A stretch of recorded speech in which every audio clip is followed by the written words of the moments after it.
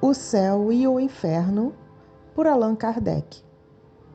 Primeira parte, Doutrina. Capítulo 1, O Porvir e o Nada. 1. Vivemos, pensamos e operamos. Eis o que é positivo. E que morremos não é menos certo. Mas, deixando a terra, para onde vamos? O que seremos após a morte? Estaremos melhor ou pior? Existiremos ou não? Ser ou não ser, tal a alternativa. Para sempre ou para nunca mais? Ou tudo ou nada? Viveremos eternamente ou tudo se aniquilará de vez? É uma tese essa que se impõe. Todo homem experimenta a necessidade de viver, de gozar, de amar e ser feliz. Dizei ao moribundo que ele viverá ainda, que a sua hora é retardada. Dizei-lhe, sobretudo, que será mais feliz do que porventura o tenha sido, e o seu coração rejubilará. Mas de que serviriam essas aspirações de felicidade se um leve sopro pudesse dissipá-las? Haverá algo de mais desesperador do que esse pensamento da destruição absoluta? Afeições caras, inteligência, progresso, saber laboriosamente adquiridos, tudo despedaçado, tudo perdido. De nada nos serviria, portanto, qualquer esforço no sofreamento das paixões, de fadiga para nos ilustrarmos, de devotamento à causa do progresso, desde que de tudo isso nada aproveitássemos, predominando o pensamento de que amanhã mesmo talvez de nada nos serviria tudo isso. Se assim fora, a sorte do homem seria 100 vezes pior que a do bruto, porque este vive inteiramente do presente, na satisfação dos seus apetites materiais, sem aspiração para o futuro. Diz-nos uma secreta intuição, porém, que isto não é possível. 2. Pela crença no nada, o homem concentra todos os seus pensamentos forçosamente na vida presente. Logicamente, não se explicaria a preocupação de um futuro que não se espera. Esta preocupação exclusiva do presente conduz o homem a pensar em si, de preferência a tudo. É, pois, o mais poderoso estímulo ao egoísmo, e o incrédulo é consequente quando chega à seguinte conclusão: gozemos enquanto aqui estamos, gozemos o mais possível, pois que conosco tudo se acaba. Gozemos depressa, porque não sabemos quanto tempo existiremos. Ainda consequente é esta outra conclusão, aliás, mais grave para a sociedade. Gozemos apesar de tudo, gozemos de qualquer modo, cada qual por si. A felicidade neste mundo é do mais astuto. E se o respeito humano contém a alguns seres, que freio haverá para os que nada temem? Acreditam estes últimos que as leis humanas não atingem senão os ineptos, e assim empregam todo o seu engenho no melhor meio de a elas se esquivarem. Se há doutrina insensata e antissocial, é, seguramente, o niilismo que rompe os verdadeiros laços de solidariedade e fraternidade em que se fundam as relações sociais. 3. Suponhamos que, por uma circunstância qualquer, todo um povo adquire a certeza de que em 8 dias, num mês ou num ano será aniquilado, que nenhum só indivíduo lhe sobreviverá, como de sua existência não sobreviverá nenhum só traço. Que fará esse povo condenado, aguardando o extermínio? Trabalhará pela causa do seu progresso, da sua instrução? Entregar-se-á ao trabalho para viver? Respeitará os direitos, os bens, a vida do seu semelhante? Submeter-se-á a qualquer lei ou autoridade, por mais legítima que seja, mesmo a paterna? Haverá para ele, nessa emergência, qualquer dever? Certo que não. Pois bem, o que se não dá coletivamente, a doutrina do niilismo realiza todos os dias isoladamente, individualmente. E se as consequências não são desastrosas tanto quanto poderiam ser, é, em primeiro lugar, porque na maioria dos incrédulos há mais jactância que verdadeira incredulidade, mais dúvida que convicção, possuindo eles mais medo do nada do que pretendem aparentar. O qualificativo de espíritos fortes lisonjeia-lhes a vaidade e o amor próprio.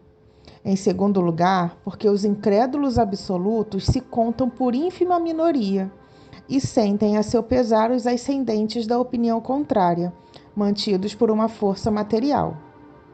Torne-se, não obstante, absoluta a incredulidade da maioria e a sociedade entrará em dissolução. Eis ao que tende a propagação da doutrina nihilista. Fossem, porém, quais fossem as consequências, uma vez que se impusesse como verdadeira, seria preciso aceitá-la, e nem sistemas contrários, nem a ideia dos males resultantes poderiam obstar-lhe a existência. Forçoso é dizer que, a despeito dos melhores esforços da religião, o ceticismo, a dúvida, a indiferença ganham terreno dia a dia. Mas, se a religião se mostra impotente para assustar a incredulidade, é que lhe falta alguma coisa na luta. Se, por outro lado, a religião se condenasse à imobilidade, estaria, em dado tempo, dissolvida. O que lhe falta neste século de positivismo, em que se procura compreender antes de crer, é, sem dúvida, a sanção de suas doutrinas por fatos positivos, assim como a concordância das mesmas com os dados positivos da ciência.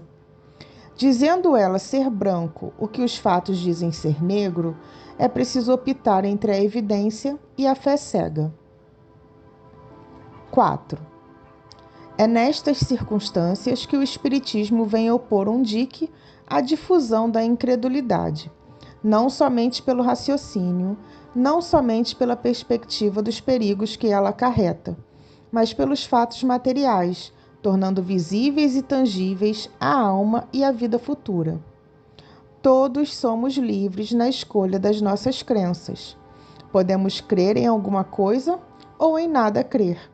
Mas aqueles que procuram fazer prevalecer no espírito das massas, da juventude principalmente, a negação do futuro, apoiando-se na autoridade do seu saber e no ascendente da sua posição, semeiam na sociedade germes de perturbação e dissolução, incorrendo em grande responsabilidade.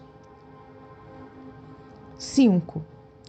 Há uma doutrina que se defende da pecha de materialista, porque admite a existência de um princípio inteligente fora da matéria. É a da absorção no todo universal. Segundo esta doutrina, cada indivíduo assimila ao nascer uma parcela desse princípio, que constitui sua alma e dá-lhe vida, inteligência e sentimento. Pela morte, esta alma volta ao foco comum e perde-se no infinito, qual gota d'água no oceano. Incontestavelmente, esta doutrina é um passo adiantado sobre o puro materialismo, visto como admite alguma coisa, quando este nada admite. As consequências, porém, são exatamente as mesmas. Ser o homem imerso no nada ou no reservatório comum é para ele a mesma coisa. Aniquilado ou perdendo a sua individualidade, é como se não existisse. As relações sociais nem por isso deixam de romper-se, e para sempre. O que lhe é essencial é a conservação do seu eu, sem este que lhe importa ou não substituir. O futuro afigura-se-lhe sempre nulo, e a vida presente é a única coisa que o interessa e preocupa.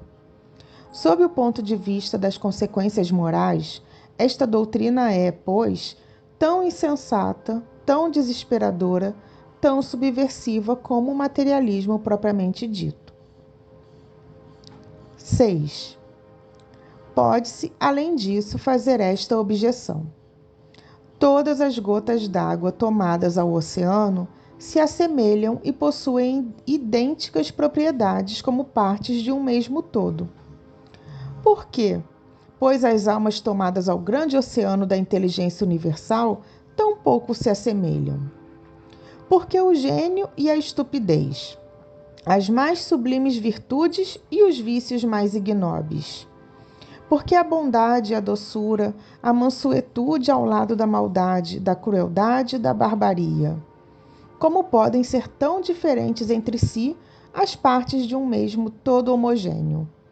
Dir-se-á que é a educação que a modifica? Neste caso, de onde vêm as qualidades inatas, as inteligências precoces, os bons e maus instintos independentes de toda a educação e tantas vezes em desarmonia com o meio no qual se desenvolvem? Não resta dúvida de que a educação modifica as qualidades intelectuais e morais da alma. Mas aqui ocorre uma outra dificuldade. Quem dá a esta a educação para fazê-la progredir? Outras almas que por sua origem comum não devem ser mais adiantadas. Além disso, reentrando a alma no todo universal de onde saiu, e havendo progredido durante a vida, leva-lhe um elemento mais perfeito. Daí se infere que esse todo se encontraria, pela continuação, profundamente modificado e melhorado. Assim, como se explica saírem incessantemente desse todo almas ignorantes e perversas? 7. Nesta doutrina, a fonte universal de inteligência que abastece as almas humanas é independente da divindade. Não é precisamente o panteísmo. O panteísmo, propriamente dito, considera o princípio universal de vida e de inteligência como constituindo a divindade. Deus é, concomitantemente, espírito e matéria. Todos os seres, todos os corpos da natureza compõem a divindade, da qual são as moléculas e os elementos constitutivos. Deus é o conjunto de todas as inteligências reunidas. Cada indivíduo, sendo uma parte do todo, é Deus ele próprio. Nenhum ser superior e independente rege o conjunto. O universo é uma imensa república sem chefe, ou antes, onde cada qual é chefe com poder absoluto. 8. A este sistema podem opor-se inumeráveis objeções, das quais são estas as principais. Não se podendo conceber divindade sem infinita perfeição, pergunta-se como um todo perfeito pode ser formado de partes tão imperfeitas, tendo necessidade de progredir. Devendo cada parte ser submetida à lei do progresso, força é convir que o próprio Deus deve progredir. E se ele progride constantemente, deveria ter sido, na origem dos tempos, muito imperfeito. E como pôde um ser imperfeito, formado de ideias tão divergentes, conceber leis tão harmônicas, tão admiráveis de unidade, de sabedoria e previdência, quais as que regem o universo? Se todas as almas são porções da divindade, todos concorreram para as leis da natureza. Como sucede, pois, que elas murmurem sem cessar contra essas leis que são obra sua? Uma teoria não pode ser aceita como verdadeira, senão com a cláusula de satisfazer a razão e dar conta de todos os fatos que abrange. Se um só fato lhe trouxer um desmentido, é que não contém a verdade absoluta. 9. Sob o ponto de vista moral, as consequências são igualmente ilógicas. Em primeiro lugar, é para as almas, tal como no sistema precedente, a absorção num todo e a perda da individualidade. Dado que se admita, consoante a opinião de alguns panteístas, que as almas conservem essa individualidade, Deus deixaria de ter vontade única para ser um composto de miríades de vontades divergentes. Além disso, Sendo cada alma parte integrante da divindade, deixa de ser dominada por um poder superior. Não incorre em responsabilidade por seus atos bons ou maus. Soberana, não tendo interesse algum na prática do bem, ela pode praticar o mal impunemente. 10. Ademais, estes sistemas não satisfazem nem a razão, nem a aspiração humanas. Deles decorrem dificuldades insuperáveis, pois são impotentes para resolver todas as questões de fato que suscitam. O homem tem, pois, 3 alternativas: o nada, a absorção ou a individualidade da alma antes e depois da morte. É para esta última crença que a lógica nos impele irresistivelmente, crença que tem formado a base de todas as religiões desde que o mundo existe. E se a lógica nos conduz à individualidade da alma, também nos aponta esta outra consequência. A sorte de cada alma deve depender das suas qualidades pessoais, pois seria irracional admitir que a alma atrasada do selvagem, como a do homem perverso, estivesse no nível da alma do sábio, do homem de bem. Segundo os princípios de justiça, as almas devem ter a responsabilidade dos seus atos, mas para haver essa responsabilidade, é preciso que elas sejam livres na escolha do bem e do mal. Sem o livre-arbítrio, há fatalidade, e com a fatalidade não coexistiria a responsabilidade. 11.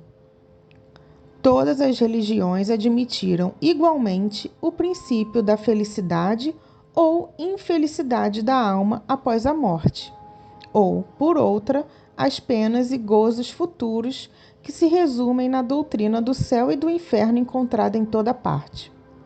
No que elas diferem essencialmente é quanto à natureza dessas penas e gozos, principalmente sobre as condições determinantes de umas e de outras. Daí os pontos de fé contraditórios, dando origem a cultos diferentes, e os deveres impostos por estes, consecutivamente, para honrar a Deus e alcançar por esse meio o céu, evitando o inferno. 12. Todas as religiões houveram de ser, em sua origem, relativas ao grau de adiantamento moral e intelectual dos homens. Estes, assaz materializados para compreenderem o mérito das coisas puramente espirituais, fizeram consistir a maior parte dos deveres religiosos no cumprimento de fórmulas exteriores. Por muito tempo, essas fórmulas lhes satisfizeram a razão. Porém, mais tarde, porque se fizesse a luz em seu espírito, sentindo o vácuo dessas fórmulas, uma vez que a religião não o preenchia, abandonaram-na e tornaram-se filósofos. 13. Se a religião apropriada em começo aos conhecimentos limitados do homem tivesse acompanhado sempre o movimento progressivo do espírito humano, não haveria incrédulos, porque está na própria natureza do homem a necessidade de crer, e ele crerá desde que se lhe dê o pábulo espiritual de harmonia com as suas necessidades intelectuais. O homem quer saber de onde veio e para onde vai, mostrando-se-lhe um fim que não corresponde às suas aspirações, nem à ideia que ele faz de Deus, tampouco aos dados positivos que lhe fornece a ciência, impondo-se-lhe, ademais, para atingir o seu desiderato, condições cuja utilidade sua razão contesta. Ele tudo rejeita. O materialismo e o panteísmo parecem-lhe mais racionais, porque com eles ao menos se raciocina e se discute, falsamente embora. E a razão, porque antes raciocinar em falso do que não raciocinar absolutamente. Apresente-lhe, porém, um futuro condicionalmente lógico, digno tudo da grandeza, da justiça e da infinita bondade de Deus, e ele repudiará o materialismo e o panteísmo, cujo vácuo sente em seu foro íntimo e que aceitará a falta de melhor crença. O Espiritismo dá coisa melhor. Eis porque é acolhido pressurosamente por todos os atormentados da dúvida. Os que não se encontram nem nas crenças, nem nas filosofias vulgares a que procuram. O Espiritismo tem por si a lógica do raciocínio e a sanção dos fatos, e é por isso que inutilmente o tem combatido.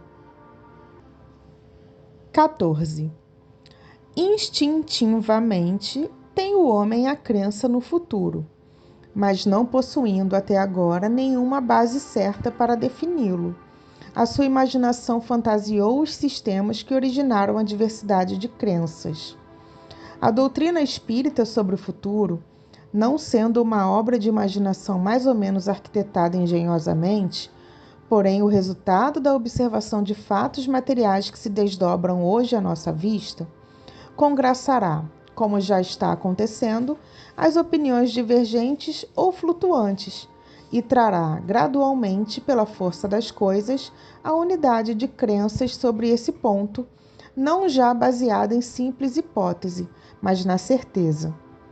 A unificação feita relativamente à sorte futura das almas será o primeiro ponto de contato dos diversos cultos, um passo imenso para a tolerância religiosa em primeiro lugar e, mais tarde, para a completa fusão.